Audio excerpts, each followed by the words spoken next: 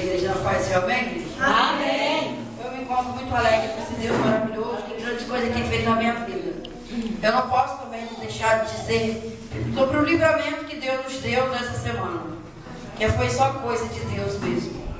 E foi uma coisa tão rápida que a gente não tem tempo nem de pedir perdão se for caso preciso.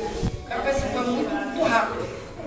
Eu nem esperava, eu estava muito alegre cantando com meu neto no carro e ele resolveu ficar no meio entre eu e o Arlindo, saiu do lugarzinho que ele ficava, que foi onde o carro pegou no Arlindo. Se fosse uma criança, eu não sei.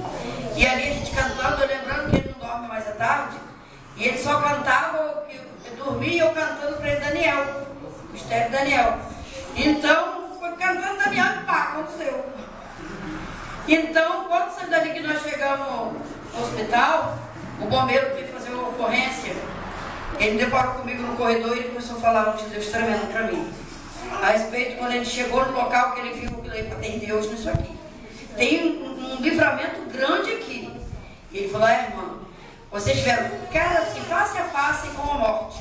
Mas na frente da morte estava o Senhor. E glorifica o Senhor e pode pagar os votos do Senhor, tá? Porque é mistério do Senhor, mas eu já sabia. Porque Deus já tinha revelado. Porque eu tinha ido na igreja do pastor Jair, a irmã, lá com a irmã Cátia, já tinha falado que Deus revelava para ela um livramento tão grande de morte na minha família. E que via o Arlindo numa cadeira de roda.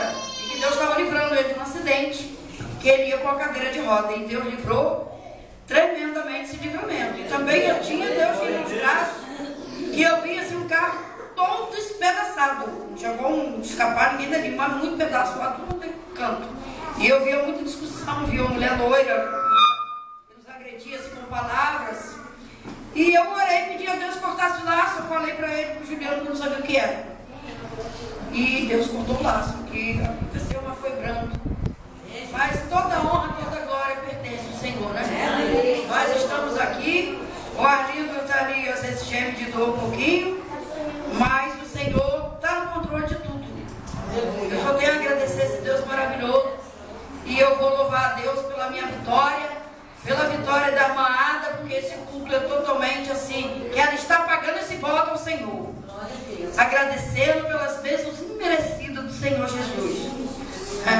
E eu estou aqui agradecendo por cada um que orou, cada um que foi lá dar um abraço no Arlindo, pelo pastor Rogério também, que foi na hora lá, que ele entrou no contato e ele veio. E o socorro bem presente estava lá. Eu quero só agradecer a cada um.